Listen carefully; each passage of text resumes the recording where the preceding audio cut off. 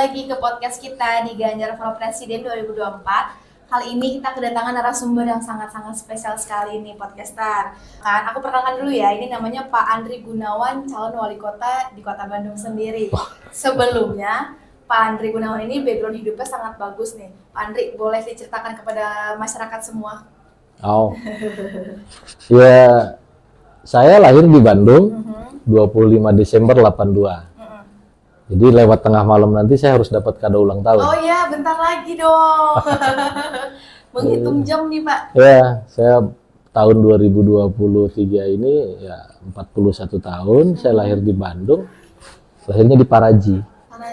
Paraji itu mungkin dukun beranak. Dukun beranak zaman sekarang mau bilangnya Maberang kali ya Pak terkenalnya. Maberang.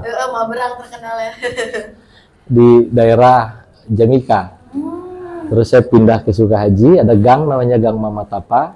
Jadi saya tinggal di sana sampai umur 27-an tahun. Kemudian keluar dari lingkungan itu, memutuskan tidak pulang ke rumah. Ya makan nggak makan, berjuang di luar agar kita bisa keluar dari lingkungan itu. Jadi gang tempat saya tinggal ini hanya selebar bahu. Wow, ya. Motor itu nggak masuk. Bisa lewat. Belakang pasar. Jadi kalau ngelihat kriminalitas, orang berantem segala macam ya hari-hari. Makanan sehari-hari Makanan ya Pak ya. hari-hari. Ngelihat orang nggak makan, ngelihat orang susah dan lain-lain ya itu hari-hari di sana. Gitu. Berarti Pak Andri sendiri ini sosok pejuang kehidupan yang sangat-sangat harus patut dicontoh nih buat anak muda. Hidup saya itu percaya atau nggak percaya berubah oleh Karang Taruna.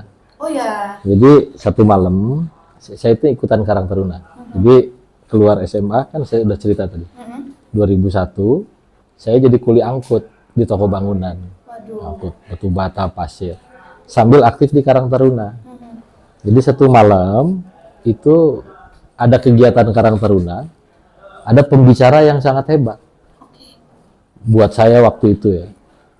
Dia ngomong waktu itu di kegiatan Karang Taruna itu, kalau kamu ingin menjadi manusia besar, jadilah seperti burung elang dan Raja Wali. Membangun sarang di atas puncak-puncak gunung dan tebing, sarapan halilintar dan petir. Tapi kalau kamu ingin jadi orang biasa-biasa, jadilah burung pipit yang membangun sarang di bawah ketiak ibunya. Itu malam itu saya putuskan, saya harus kuliah. Hidup saya nggak boleh berakhir di sempitnya gang sini, saya bilang. Dan kejadian 3 tahun setelah malam itu, saya kuliah di 2004. Wow, hebat banget Pak perjalanannya. Kuliahnya di Unisba, tapi nggak selesai. Oke, Pak Andri, berarti Pak Andri sendiri ini backgroundnya sebagai Karang Taruna ya Pak ya. Dengar-dengar Pak Andri juga ini adalah seorang Karang Taruna yang ada di Kota Bandung ya Pak ya. Boleh diceritakan nih Pak, selama di Karang Taruna Kota Bandung ini udah apa aja sih yang dilalui? Saya merasa terhormat bisa menjadi ketua yang menakodai orang-orang hebat. Wow.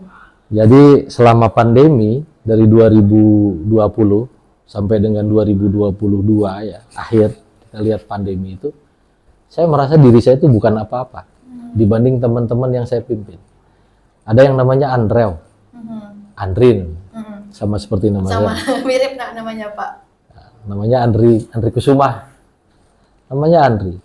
Kerjaannya hari-hari sebelum pandemi itu dia nyariin orang dengan gangguan jiwa. Waduh. Yang keluyuran, dia potongin rambutnya, dia mandikan, dia bawa ke tempat penampungan di dinas sosial. Jiwa sosialnya tinggi juga. Yang dia lakukan sepanjang pandemi itu mandiin jenazah orang COVID. Waduh. Satu hal yang orang lain nggak berani lakukan itu. Betul.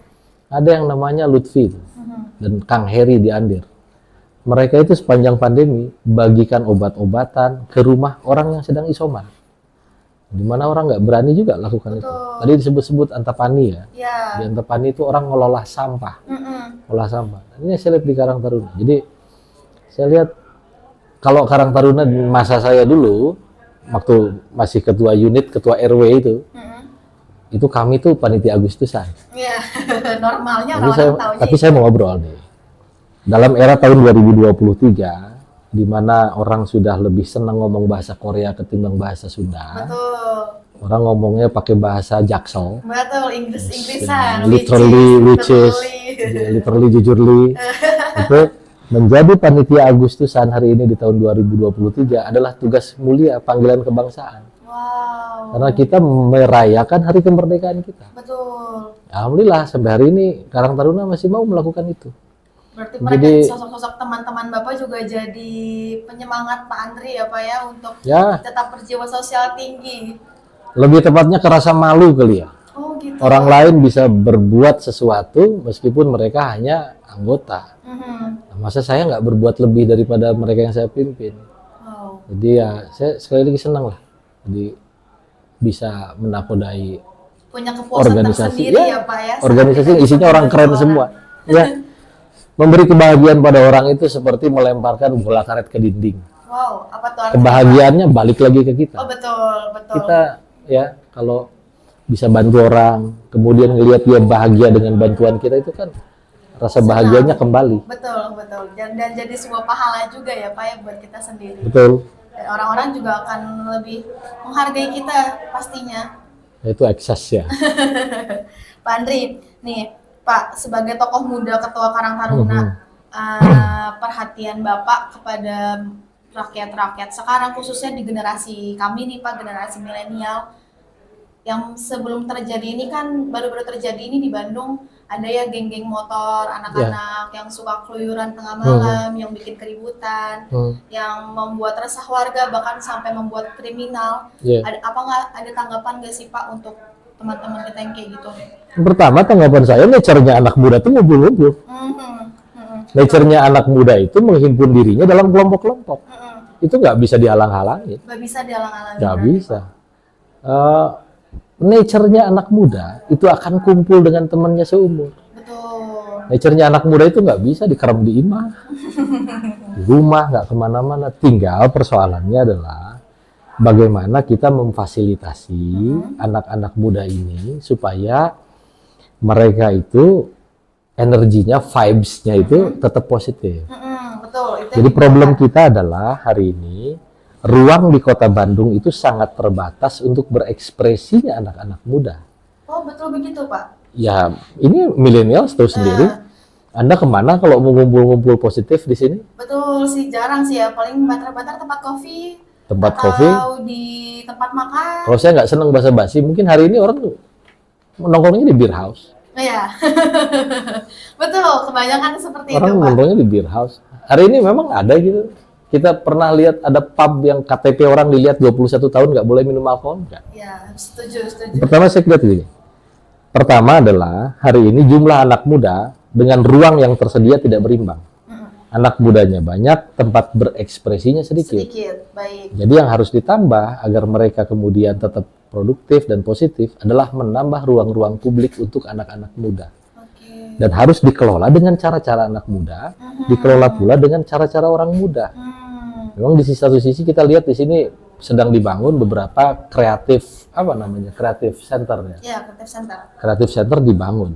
Tapi lihat aja, youth space disebutnya youth space. Ya, gaule itu Pak.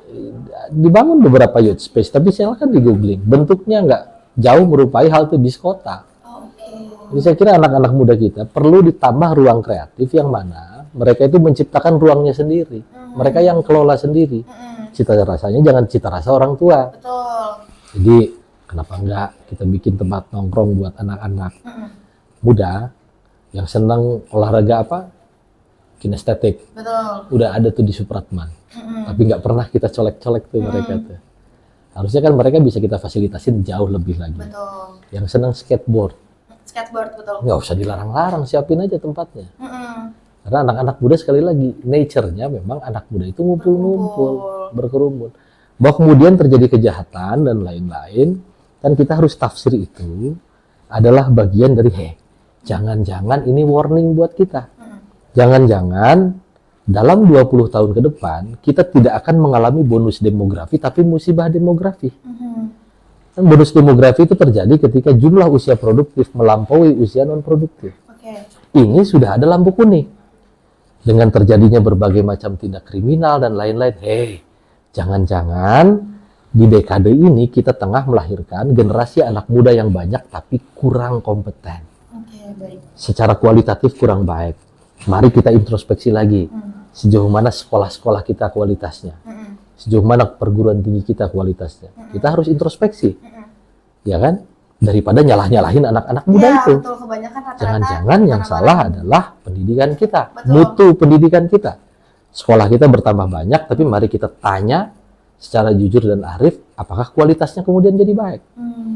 Selama ini mari kita hitung, berapa investasi yang keluar setiap tahun bagi kita untuk membuat anak-anak muda itu jadi produktif. Baik. Saya percaya Bandung ini nggak punya pantai, Ya, Bandung ini nggak punya gunung, Bandung ini nggak punya atraksi wisata. Yang jadi sumber daya kita yang paling utama di Bandung itu sumber daya manusia. Anak muda. Bandung ini dikenal kota kreatif. Betul. Apa macam di sini ada semua. Betul. Musik, Betul. clothing, Betul. kuliner segala macam Betul. ada di Bandung. Pertanyaannya kemudian, yang menjadi pegiat-pegiat di sana, apakah orang Bandung? Apakah kemudian itu juga membawa benefit yang luas sekali untuk anak-anak muda kota Bandung? Jadi saya kira kita harus fokus nih. Kalau kita nggak mau melihat anak-anak muda kita 20 tahun ke depan menjadi bencana demografi, kita harus siap-siapnya dari sekarang. Nah ini, kalau saya menangkap ini lebih luas spektrumnya, bukan hanya perilaku kriminal anak muda.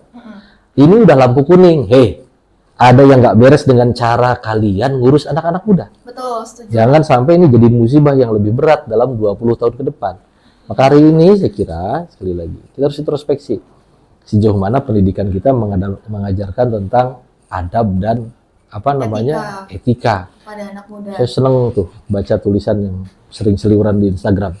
Kita ini harus takut kalau anak muda kita itu bukan tidak bisa belajar matematika, tapi tidak bisa belajar ngantri. Betul. Mari Lebih kita kayak terus attitude berarti ya, Pak, yang harus Ya. diperbaiki. Ya itu, ya kita tinggal hitung aja. Kita udah spend berapa uang untuk anak-anak muda kita jadi berkualitas. Oke, baik Pak. Yang lagi marak terjadi juga nih kan beberapa hari lalu nih Pak, ada beberapa anak geng motor yang ugal-ugalan di jalan. Apakah menurut Bapak ke depannya Bandung ini akan memfasilitasi anak-anak muda yang suka main motor seperti dibuatkan trekking balap atau sejenisnya? Atau kegiatan seperti itu yang memang harus dihapuskan dari anak muda sendiri? Anda tahu nggak Mike Tyson? Mike Tyson itu kan dari Bronx, Betul. di New York. Dia itu ketemu oleh pelatih tinju yang namanya Cus D'Amato itu setelah kurang lebih 19 kali masuk penjara. Dia masuk ke sasana gym, sasana boxing itu, sasana tinju, dilatih tinju dan kemudian jadi juara dunia kelas berat. Itu karena dia ketemu dengan tempat yang tepat. Oke, baik. Artinya anak nakal itu kemudian bakatnya bisa tersalurkan karena pemerintah memfasilitasi. Oke, setuju. Ada sasana tinju, dia kemudian berlatih tinju dan lain-lain. Anak-anak muda kita ini kan minat dan bakatnya macam-macam. Tugas kita adalah memfasilitasi itu. Ketimbang nyalah-nyalahkan mereka, ketimbang nunjuk-nunjuk mereka, saya kira lebih baik kita introspeksi. Kenapa kita jadi sangat barbar di internet? Betul, setuju. Kalau nggak percaya, lihat aja kolom-kolom komen di Instagram dan lain-lain. Setuju banget. Kita disebut sebagai bangsa yang paling tidak beretika di Iya. dunia maya dan lain-lain. Itu mirisnya ya, Pak. Kita introspeksi loh. Jangan-jangan memang kita ini sekali lagi tadi tengah ada lampu kuning. Jangan-jangan 20 tahun ke depan kita ini nggak baik-baik aja loh. Oke, Gitu. baik. Pak Andri, keren banget nih pembahasan untuk anak muda, khususnya di Bandung sendiri, Pak. Sebagai tokoh muda juga nih Pak, pandangan Pak Andri sendiri dengan dinamika sosial perilaku anak muda tadi kan kita harus memfasilitasi sebelum kedepannya menjadi lampu merah yang bakal Challenge anak muda hari ini lebih berat dari generasi kami. Setuju. Saya senang ngobrol ceplas-ceplos. Oke. Generasi kami kalau mau mabok-mabok kemana? Ya, Beli minuman keras dulu susah. susah. Oh susah, mahal. Sekarang beer house tiap belokan jalan. Ada semua. Generasi kami kalau mau judi berat. Sekarang mau judi tinggal install judi online. Generasi kami mau nonton pornografi di mana? Di mana? Sekarang tinggal install VPN. Baik. Jadi challenge-nya hari ini berat sekali anak-anak muda kita. Jadi kalau kita nggak mau investasi untuk memproteksi mereka dalam 20 tahun ke depan ini bahaya. Akan membahayakan sekali ya Pak. Iya. Untuk generasi selanjutnya. Jumlah mereka hari ini banyak sekali.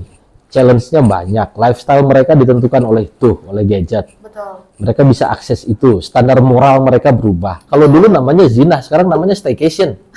Betul sekali Bapak. Standar moralnya udah sangat berubah. Berarti gitu kita harus kan. mengikuti zaman Challenge, ya Pak ya. challenge-nya kuat. Kalau kita mau siapkan mereka berhasil, kita harus proteksi. Lindungin dengan apa? Pendidikan yang baik, investasi kita harus di sana.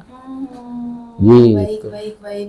Pak Andri, keren banget tanggapan Pak Andri untuk anak muda Bandung ke depannya, khususnya bukan di Bandung aja, mungkin akan bisa menjadi dampak ke seluruh kota ke depannya nanti Iya, ya tapi Pak saya ya. merasa tua karena dipanggil Bapak.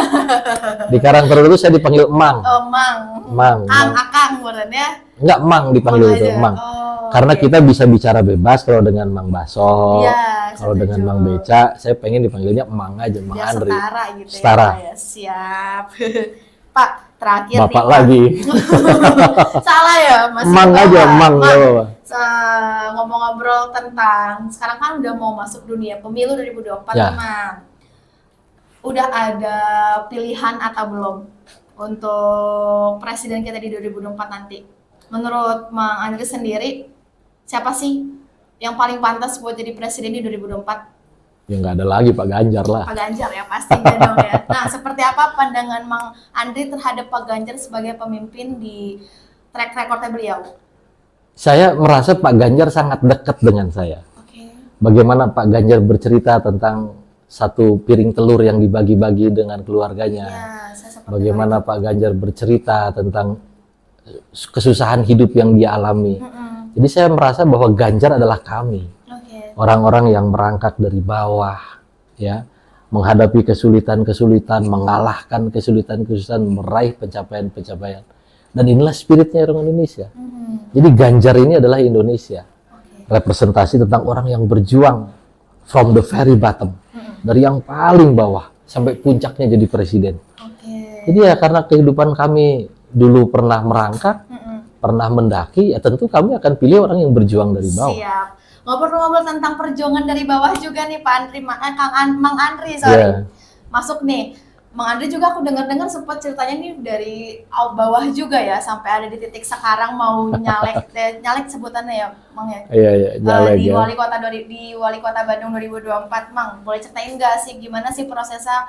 Aku sempat dengar katanya Mang Andri tuh tinggal di gang sempit, nggak bisa Ya. dilewatin motor. Bahkan yang mengharukannya adalah orang tua Mang Andri sendiri adalah orang yang berdagang rokok asongan ya di Iya. depan pendopo wali kota Bandung. Sampai sekarang tiba-tiba anaknya itu udah mau menjadi orang yang akan bertetap di sana. Gimana tuh Pak ceritanya, Mang?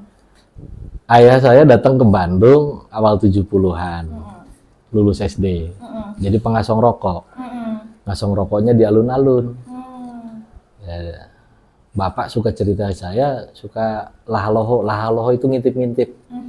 Ngintip-ngintip dalam pendopo itu wali kota makannya dengan apa, kerjanya ngapain. Jadi ayah saya terharu sekali ketika tahu nama saya ada dalam bursa calon wali kota. Wow. Gak pernah mimpi katanya begitu. Ya, saya kira nggak istimewa juga cerita saya. Loh, harus istimewa itu, Pak, karena semua orang yang dari bawah Cerita itu banyak kan orang bisa- Bandung kebanyakan adalah cerita tentang pendatang yang bertaruh mengadu nasib di sini. Oh, gitu. Orang Bandung kan jarang orang Bandung asli. Oh ya. Orang Bandung itu rata-rata orang Sumedang, orang Garut, orang Tasik, orang Ciamis. Betul, Cianjur. Ada yang dari Sumatera, dari Cianjur dan lain-lain. Mereka merantau di sini mengadu nasib. Ada yang berhasil, ada juga yang enggak. Ada yang tidak. Ya, kemudian yang jadi pikiran kita adalah bagaimana mengadvokasi yang kurang berhasil itu. Sekiranya dalam titik tertentu, negara harus memastikan semua penduduk itu mengawali titik kehidupan dari titik start yang sama. Yang mampu didorong orang tuanya, yang tidak mampu negara hadir. Betul. Nah, ini yang jadi konsen kita lah. Karena mungkin kalau ditanya prestasi Mang Andri apa? Prestasinya pernah miskin 28 tahun. Prestasi ya. Prestasi, Bang. Benar-benar bisa dibanggakan karena kan suatu saat kita berhasil. Ya, Apa belum ya lah. bahasanya? Berhasil menempas kemiskinan diri sendiri. Ya, belum lah, masih berjuang. Harus, yang pasti harus tetap jadi contoh buat generasi sekarang ya, Mang ya. Ya, Dengar-dengar juga nih, Mang, katanya nggak disupport ya dari Pemkot selama 2 tahun berdikari di kaki sendiri. ya kalau sekarang dengan Pemprov sudah enak lah. Kalau Oh, dulu siap. sempat nggak dilantik 2 tahun. Oh ya, tapi prestasi terlihat ya, Mang, ya dengar-dengar juga. Alhamdulillah, bahkan Pemda sendiri memberikan piagam pada kami sebagai salah satu organisasi yang terlibat paling depan dalam rangka penanganan COVID-19. Alhamdulillah kita sampai hari ini masih gotong royong, sekretariat ada, kegiatan-kegiatan juga ada. Ya, kalau dibilang nggak disupport, ya disupport juga sih. Dinas datang hadir kegiatan-kegiatan kami, tapi kami lebih memilih untuk mandiri. Oh gitu, kenapa tuh, Mang? Ya supaya kita lebih independen, lebih enak dalam melangkah, lebih ringan, dan juga Jadi cirinya anak muda ini kan orang yang berjuang. Betul, setuju banget aku. Nah, jadi kita lebih senang bersama-sama meskipun perih ketimbang kita berlimpah bergelimang tapi kita bercerai-berai. Alhamdulillah dengan segala macam keterbatasan kita tetap kompak sampai sekarang. Tetap kompak sama Pemkot emang. Ya. Oke. Mang udah siap belum jadi wali kota Bandung nih ngegantiin yang kemarin? Kalau itu panggilan sejarah, siap dan tidak siap harus siap. Siap ya, Bang. Jadi kebetulan saya sangat percaya bahwa kepemimpinan itu ya garis tangan. Betul. Nggak bisa, kalau dalam bahasa Sunda, itu bisa dihayang-hayang, itu bisa diembung-embung. Kalau kita maksa-maksa pengen, titipan. Jadi ada satu ayat indah yang saya selalu petik di mana-mana. Allahumma likal mulki tu'til mulka mimman yasha. Allah lah yang memberikan kekuasaan pada siapapun yang Dia kehendaki. Mencabutnya dari siapapun yang Dia kehendaki. Jadi kalau ini tugas sejarah saya jalani. Kalau enggak juga buat saya yang dulu pernah jadi kuli angkut, segini juga udah uyuhan. Uyuhan udah akan jadi sejarah buat anak-anak nanti ya, Bang, setidaknya ya. Segini aja udah uyuhan. Ya, saya nggak pernah mimpi. Iya. Jadi ketua Karang Taruna diundang podcast. Iya. Harus menginspire orang, nggak Iya, pernah betul. mimpi. Dulu impian saya jadi karyawan di toko sepatu. Ya ampun, sederhana sekali. Dan Karena sampai kalau bisnis, jadi ya. karyawan di toko sepatu, itu katanya kalau lebaran diberi sepatu baru. Jadi saya bisa kasih bapak sepatu Ya baru. ampun. Itu cita-cita saya dulu waktu jadi kuliah angkut di toko bangunan. Ya ampun, ceritanya menyentuh sekali nih. Nggak Anak-anak mimpi muda. diundang podcast. Sekarang mah udah Ditanya keren, disebut wey. calon wali kota, nggak mimpi lah. Berkat, Tapi ya, berkat orang tua ya, Mas ya. ya, yes. Semua berkat. Bukan kita yang hebat, doa orang tua kita yang didengar sama Tuhan. Ya. Betul. Orang tua Mang Andri pasti bangga banget. Ya udah sekarang. nanti mengandung bawang kalau ngomongin orang tua. Soalnya emang benar, orang tua itu tetap akan segimana kita usaha, kalau orang tua nggak ridho juga akan Iya. susah. Saya ini soalnya diasuh nenek. Mhm. Jadi setiap malam Jumat itu, nenek selesai sholat itu saya dipanggil. Ditiup nih ubun-ubun. Didoain. Sambil bilang, Jang, cukup kasusah hirup teh eureun di emak. Itu nenek saya. Dalam bahasa Indonesia tuh, Jang itu apa ya? Nak, gitu lah. Cukup segala macam kesulitan hidup itu berhenti di saya. Kamu jangan. Ya, sekarang begini ya, doa Doa orang tua kita yang ya, Bang, ya. Keren. Tuh dengerin anak muda zaman sekarang, tetap hormati orang tua ya, karena segimanapun kita berusaha, kalau orang tua nggak ridho pasti nggak akan terjadi. Kalau udah ridho, mau gimana kita menjalaninya pasti bakalan terjadi juga. Mang Andri, aku terima kasih banget udah datang di podcast kita hari ini. Mungkin next kita bakal ngobrol-ngobrol lagi di kedepannya, bakal masih banyak nih yang aku pengen tanyain sama Mang Andri sendiri. Tapi kita podcast sambil setengah jam, ini mukanya kelihatannya kayak jeng ya. Jeng ya, yang di gadis kretek tuh. Tinggal pakai ini ya agak tinggi, pakai kebaya. Siap, Mang Andri, aku makasih banyak ya. Nanti Sama-sama. kita ngobrol lagi di podcast Gajar para Presiden 2024. Dadah. Ya, Assalamualaikum.